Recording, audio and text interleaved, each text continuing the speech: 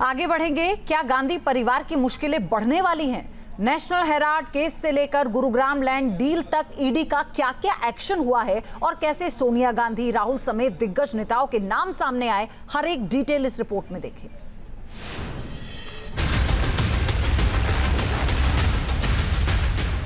एक तरफ Gurugram land deal में प्रियंका गांधी के पति रॉबर्ट वाड्रा की ईडी के सामने पेशी हुई, दूसरी ओर नेशनल हेराल्ड केस में ईडी की चार्जशीट दाखिल हुई, जिसमें सोनिया गांधी, राहुल गांधी, सैम पित्रोदा और सुमन दुबे के नाम शामिल हैं। गांधी परिवार के इर्द गिर्द घूमती जांच से सियासी तापमान चढ़ गया है।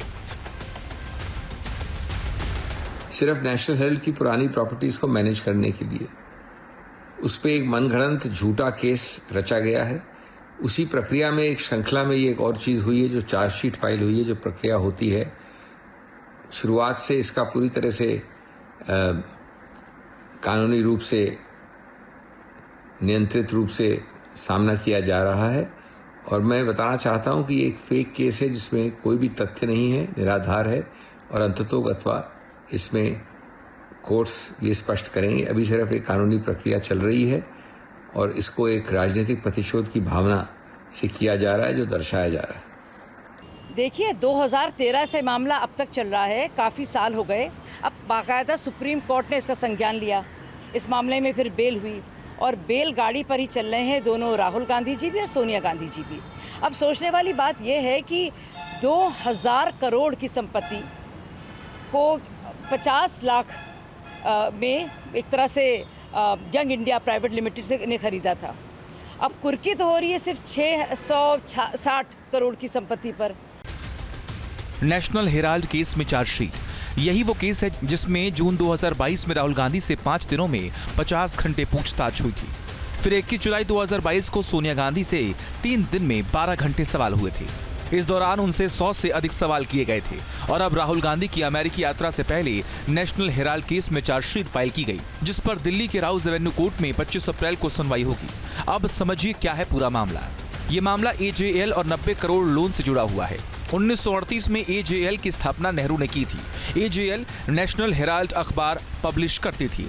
आजादी के बाद एजेएल को सस्ती जमीन उपलब्ध कराई गई। 2010 में एजेएल के अधिग्रहण के लिए यंग इंडिया कंपनी बनी। 2010 में यंग इंडिया एक नॉन प्रॉफिट कंपनी थी। सोनिया राहुल यंग इंडिया में 38% हिस्सेदार थे। कांग्रेस ने एजेएल को 90 करोड़ रुपए लोन दिया। वाईआईएल ने 50 लाख रुपए देकर एजेएल का अधिग्रहण किया। आरोप, कंपनी की संपत्ति गांधी परिवार के पास चली गई। आरोप, गलत तरीके से एजेएल की संपत्तियों को अपने नाम किया। आरोप, कांग्रेस ने लोन देकर ईसी के नियमों का उल्लंघन किया। इस केस में 12 अप्रैल को जांच के दौरान कुर्क संपत्तियों को जब्त करने की कार्रवाई की गई थी।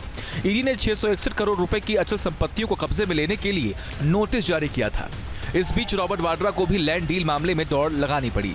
कांग्रेस महासचिव प्रियंका गांधी के पति रॉबर्ट वाड्रा पैदल ही पेशी के लिए ईडी ऑफिस पहुंचे। उनकी पेशी गुरुग्राम के शिकोहपुर लैंड डील मामले में हुई। 56 साल के वाड्रा अपने सुरक्षा कर्मियों के साथ सेंट्रल दिल्ली के सुजान सिंह पार्क में अपने आवास से एपीजे अब्दुल कलाम रोड तक 2 किलोमीटर पैदल चले और ईडी के सामने अपनी हाजिरी लगाई। बताया जा रहा है कि उनका बयान भी दर्ज हुआ। जिस मामले में वाड्रा घिरे हैं वो 2008 में हुई लैंड डील का है। तब हरियाणा में भूपेंद्र हुड्डा की सरकार थी। फरवरी 2008 में रॉबर्ट वाड्रा की स्काईलाइट हॉस्पिटैलिटी कंपनी ने शिकोहपुर गांव में 3.5 एकड़ जमीन ओंकारेश्वर प्रॉपर्टीज से खरीद ली थी। 7 करोड़ 50 लाख रुपए में जमीन का सौदा हुआ था। आरोप है कि जमीन का म्यूटेशन घंटों में ही पूरा करवा लिया गया था। मार्च 2008 में हुड्डा सरकार ने कॉलोनी विकसित करने का लाइसेंस जारी किया। आरोप है कि री लाइसेंस हासिल करने के बाद जमीन को जून 2008 में 58 करोड़ रुपए की कीमत पर डीएलएफ यूनिवर्सल लिमिटेड को बेच दिया गया। इस मामले में ईडी मनी लॉन्ड्रिंग की जांच कर रही है, जिस पर रॉबर्ट वाड्रा आरोप लगा रहे हैं कि पिछले 20 सालों में 15 बार बुलाया गया, हर बार 10 घंटे से अधिक पूछताछ की गई। मैंने 23,000 दस्तावेज जमा किए हैं, लेकिन ईडी को कुछ नहीं मिला। कितने घंटे की क्वेश्चनिंग हुई है? It's nothing. All the questions which I've answered before are being answered again. It's no issue. I had nothing to hide. Everything was answered. Everything will be answered again. इस मामले में शिकायतकर्ता सुरेंद्र शर्मा ने एफआईआर में आरोप लगाया कि इस तरह वाड्रा की कंपनी ने करीब 50 करोड़ रुपए का मुनाफा कमाया। रॉबर्ट वाड्रा पर लगे आरोप और पेशी पर सियासी बयानबाजी भी तेज होती जा रही है। कांग्रेस कहती है कि सरकार एजेंसियों का गलत इस्तेमाल कर रही है। इन आरोपों पर बीजेपी कहती है कि जांच में दूध का दूध और पानी का पानी साफ हो जाएगा। Team news nation. News nation अब व्हाट्सएप पर खबरों के ताजा अपडेट के लिए न्यूज नेशन के इस QR कोड को स्कैन करें।